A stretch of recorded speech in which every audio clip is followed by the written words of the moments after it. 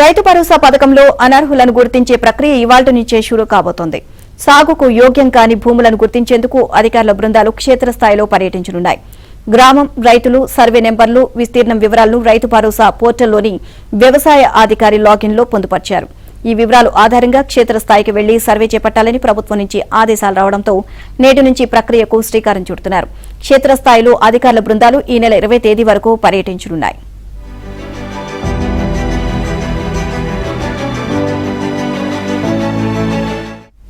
గ్రామ స్థాయిలో వ్యవసాయ విస్తరణాధికారి, గ్రామ పంచాయతీ కార్యదర్శి, డిప్యూటీ తహసీల్దారు స్థాయి అధికారులతో బృందాలు ఏర్పాటు చేశారు. అంటే వ్యవసాయ శాఖ, పంచాయతీరాజ్, రెవెన్యూ శాఖల అధికారులు సంయుక్త సర్వే చేస్తారు. అలాగే మండల స్థాయిలో 4 నుంచి 5 ప్రత్యేక బృందాలు ఏర్పాటు చేశారు.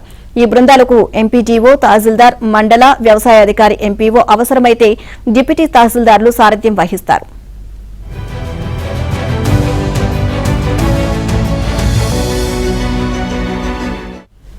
వ్యవసాయ భూముల జాబితాలో ఉండి పంటలు సాగు చేయకుండా స్థిరాస్తి వెంచర్లుగా మారిన భూములు, కొండలు, గుట్టలు, రాళ్లు, రప్పలు ఉన్న భూములు, ఇళ్లు, ఫంక్షన్ హాళ్లు, ఇతరాతర వ్యాపార సముదాయాలు నిర్మించిన భూములు, పరిశ్రమలు, మైన్స్ ఏర్పాటు చేసిన భూములు, అభివృద్ది పనుల కోసం ప్రభుత్వం సేకరించిన భూములను 5 రోజుల పాటు జరిగే సర్వేలో గుర్తిస్తారు.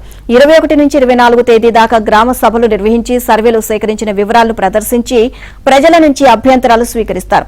ఈ నెల 26న రైతు భరోసాను ప్రారంభించనుండటంతో 24, 25 తేదీల నాటికి అనర్హుల తుది జాబితా రూపొందిస్తారు. 24వ తేదీ ప్రభుత్వానికి సర్వే నివేదిక చేరుతుంది. ఆ వివరాలతో 25వ తేదీకి తుది జాబితా సిద్ధం చేస్తారు.